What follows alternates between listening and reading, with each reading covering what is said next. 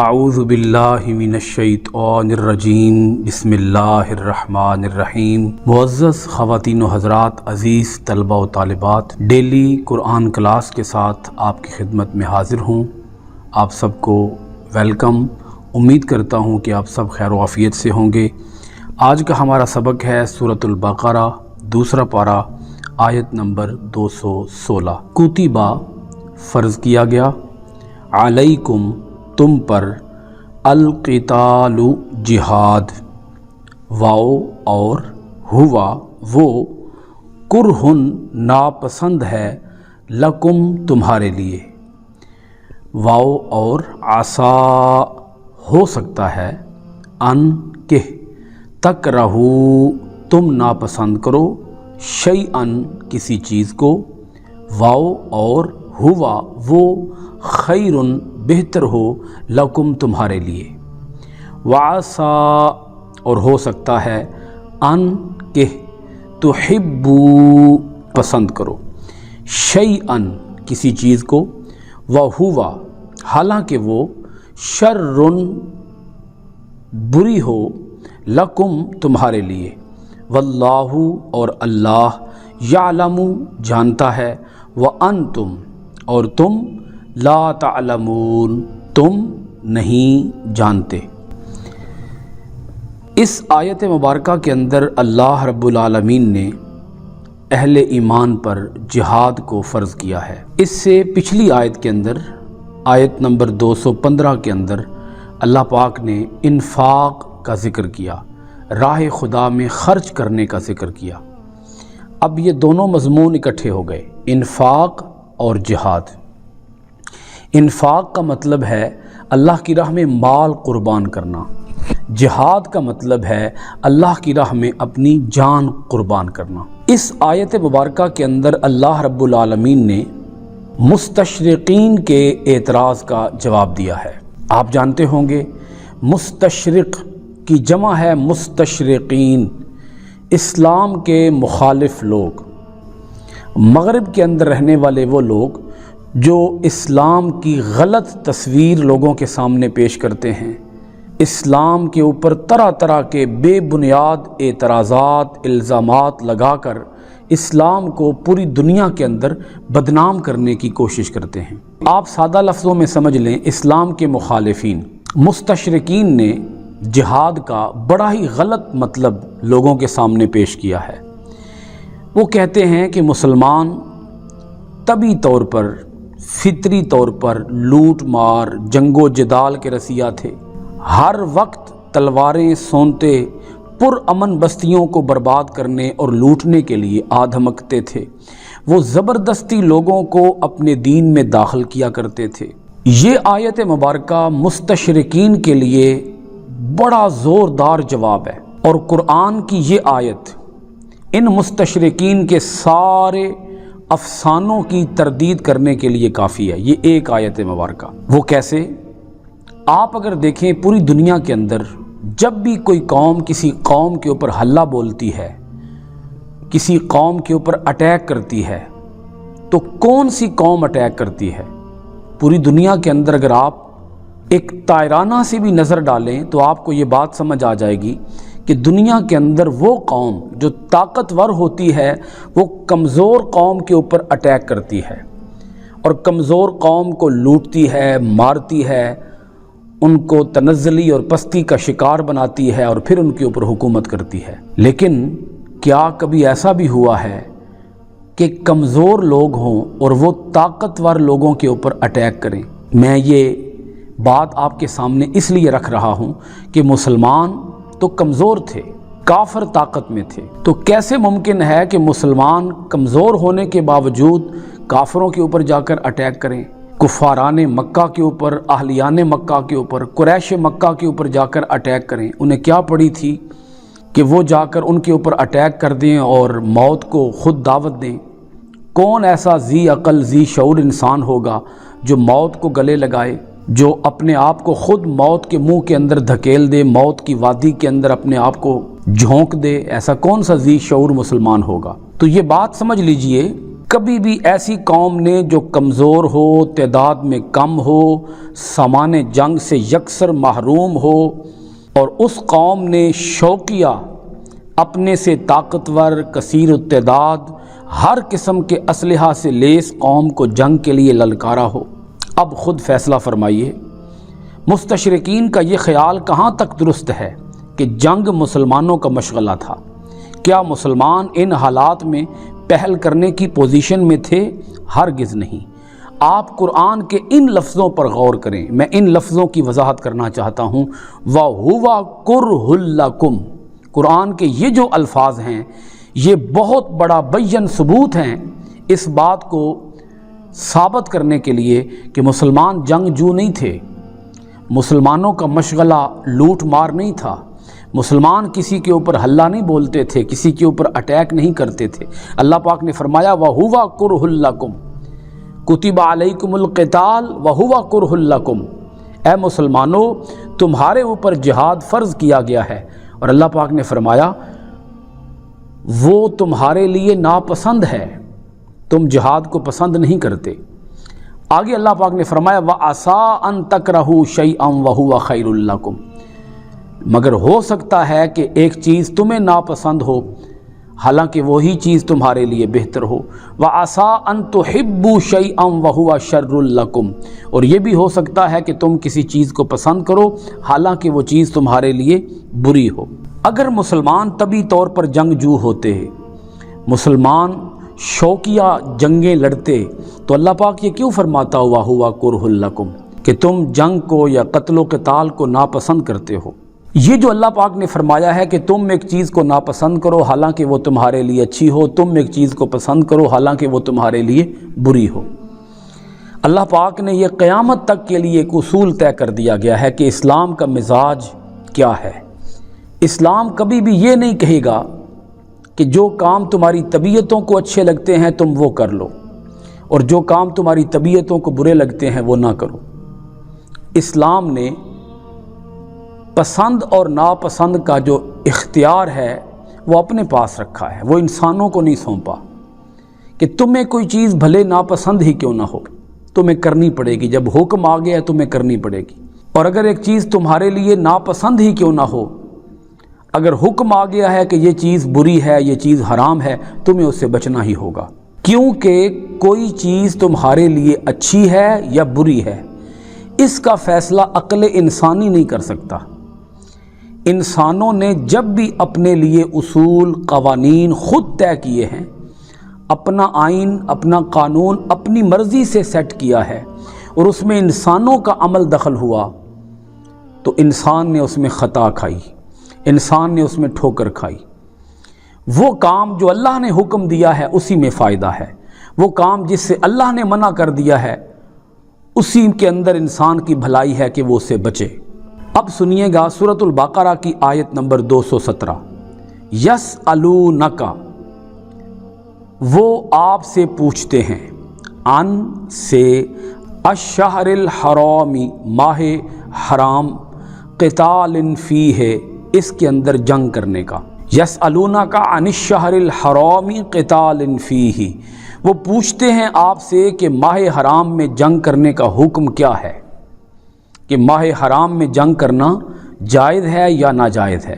اب اس کو سمجھیے گا، حضور نبی اکرم صلی اللہ علیہ وآلہ وسلم نے حضرت عبداللہ بن جحش رضی اللہ تعالی عنہ کو ایک مختصر سے دستے کے ساتھ کفار کی نقل و حرکت معلوم کرنے کے لیے بھیجا۔ سن 2 ہجری اور جمادی الثانی کی آخری تاریخیں تھیں۔ ان کو جاسوسی کے مقصد کے لیے رسول پاک علیہ الصلاۃ والسلام نے بھیجا کہ تم کفار مکہ، قریش مکہ کی نقل و حرکت معلوم کر کے آؤ۔ اسلام کے اندر جاسوسی کرنا ویسے تو منع ہے، حرام ہے۔ اللہ پاک نے قرآن پاک کے اندر ارشاد فرما رکھا ہے وَلَا تَجَسَّسُوا، جاسوسی نہ کرو، لیکن بعض حالات کے اندر جاسوسی کرنا جائز بھی ہے، جب مقصد مسلمانوں کو محفوظ بنانا ہو، مسلمانوں کے دفاع کو مضبوط بنانا ہو، اور جہادی نقطہ نظر کے پیش نظر جاسوسی کی جائے اور دشمن کی نقل و حرکت کو معلوم کیا جا سکے کہ وہ کیا مسلمانوں کے خلاف وہ کوئی سازش تو نہیں کر رہے، تو اس مقصد کے لیے اگر جاسوسی کی جائے تو وہ جاسوسی جائز اور درست ہوتی ہے۔ نبی اکرم صلی اللہ علیہ وآلہ وسلم نے جب یہ قافلہ روانہ کیا تو اس قافلے کی مشرکین کی ایک جماعت کے ساتھ ٹکر ہو گئی، ٹکراؤ ہو گیا، کلیش ہوا، اور اسی کلیش کے اندر ایک آدمی مسلمانوں کے ہاتھوں مارا گیا۔ 3 آدمیوں کو ساز و سامان سمیت گرفتار کر لیا گیا۔ جب یہ واقعہ پیش آیا تھا تو وہ رجب کی پہلی تاریخ تھی۔ یہاں ایک بات سمجھ لیجئے کہ دین ابراہیمی کے اندر 4 مہینے ایسے ہیں جن کے اندر جنگ کرنا حرام ہے، ممنوع ہے، اور یہ زمانہ جاہلیت سے دستور چلا آ رہا تھا۔ اگرچہ کفار مکہ، مشرکین مکہ بت پرست تھے، لیکن اس کے باوجود وہ اس اصول کے اوپر کاربند تھے کہ وہ ان مہینوں کے اندر جنگ نہیں کرتے تھے۔ اس کے بارے میں پیچھے بھی ایک کلاس کے اندر تفصیل سے بات ہو چکی ہے۔ 4 مہینے ایسے ہیں جن کو حرمت والے مہینے قرار دیا گیا ہے۔ حرمت سے مراد ہے عزت والے مہینے، ادب اور احترام والے مہینے۔ ایک مہینہ ہے رجب، یہ 7واں مہینہ ہے، اسلامی سال کا یہ 7واں مہینہ ہے، اور اسلامی سال کے آخری 2 مہینے ذی قعد اور ذی الحج، اور اسلامی سال کا پہلا مہینہ محرم۔ چونکہ رجب کے اندر وہ عمرہ کیا کرتے تھے، ذی قعد، ذی الحج اور محرم یہ 3 مہینے حج کے لیے حجاج کرام جا رہے ہوتے تھے یا حج کر کے واپس آ رہے ہوتے تھے، تو وہ یہ سمجھتے تھے کہ ان مہینوں کے اندر جنگ نہ ہو، خون خرابہ نہ ہو، امن ہو، تاکہ لوگ پر امن سفر کر سکیں، لوگوں کو کسی بھی حوالے سے اپنی جان کا کوئی خطرہ نہ ہو۔ اب جب یہ واقعہ ہوا، حضرت عبداللہ بن جہش رضی اللہ تعالی عنہ جو مسلمانوں کی ایک مختصر سی جماعت لے کر کافروں کی نقل و حرکت کو معلوم کرنا چاہتے تھے، جب ان کی کافروں کی ایک جماعت کے ساتھ، ایک قافلے کے ساتھ ٹکر ہوئی تو اس کے اندر ایک کافروں کا ایک آدمی مارا گیا، 3 آدمیوں کو ساز و سامان سمیت گرفتار کر لیا گیا۔ تو جب یہ واقعہ ہوا یہ قتل کا، تو اس وقت رجب کی پہلی تاریخ تھی، لیکن حضرت عبداللہ بن جہش اور جو مسلمانوں کی جماعت تھی وہ یہ سمجھ رہے تھے کہ یہ جمادی الثانی کی آخری تاریخ ہے، لیکن چاند طلوع ہو چکا تھا اور رجب کی پہلی تاریخ ہو چکی تھی۔ اب اس واقعہ پر انہوں نے شور مچا دیا، ادھم مچا دیا، انہوں نے کھلبلی مچا دی۔ مسلمان اس قدر ظالم ہیں، سفاک ہیں کہ مسلمانوں نے حرمت والے مہینے کا بھی کوئی پاس نہیں کیا۔ رجب چونکہ شروع ہو گیا تھا، رجب کی پہلی تاریخ تھی، تو اس پر اللہ رب العالمین نے جواب دیا ان کافروں کو۔ یسألونک عن الشہر الحرام قتال فیہ، وہ پوچھتے ہیں آپ سے کہ ماہ حرام میں جنگ کرنے کا حکم کیا ہے۔ قل، آپ فرما دیجئے، قتال فیہ کبیر، کہ بلا شک و شبہ اس مہینے کے اندر لڑائی کرنا بڑا سخت گناہ ہے، کبیرہ گناہ ہے۔ قل، فرما دیجئے، قتال، لڑائی کرنا، فیہ، اس میں، کبیر، بہت بڑا ہے، یعنی بہت بڑا گناہ ہے۔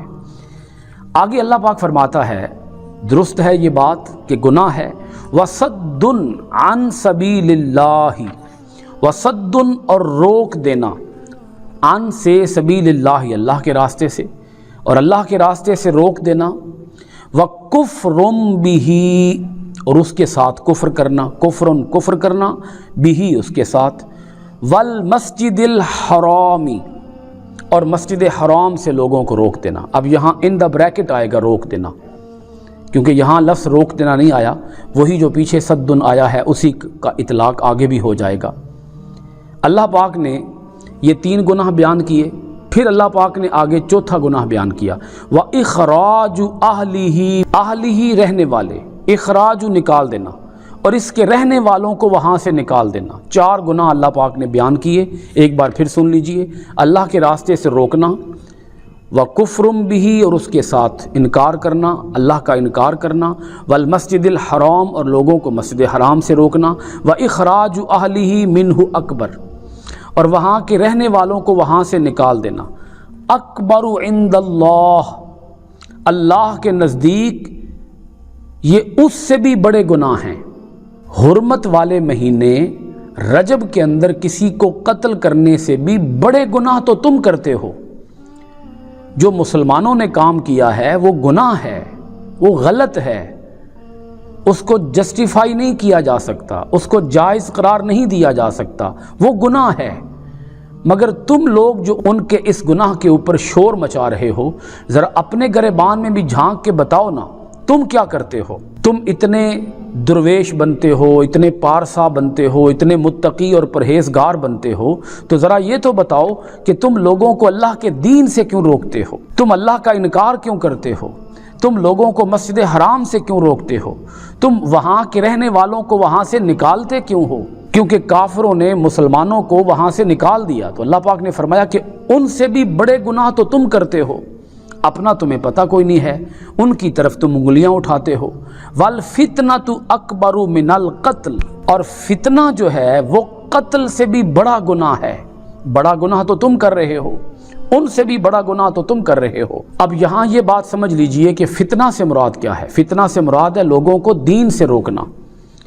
تو یہ تو لوگوں کو دین سے روکتے تھے، یہ تو مسلمان صحابہ اکرام کو دین سے روکنے کے لیے انہیں تپتی ہوئی ریت پہ لٹاتے تھے، ان کے سینے کے اوپر بھاری پتھر رکھتے تھے اور ان کو طرح طرح کی ایذائیں اذیتیں دے کر، اور جب وہ موت کے قریب ہو جاتے تو پھر ان سے کہتے کہ کہو 360 خداؤں کی خدائی پر ایمان لے کر آؤ، ان کے معبود ہونے پر ایمان لے کر آؤ، لات کو مانو، حبل کو مانو، عزا کو مانو، اللہ کا انکار کرو۔ تو اللہ پاک فرماتا ہے لوگوں کو اللہ کے سچے دین سے روکنا، یہ کیا اس کو تم کوئی نیکی خیال کرتے ہو؟ یہ تو اس سے بھی بڑا گناہ ہے۔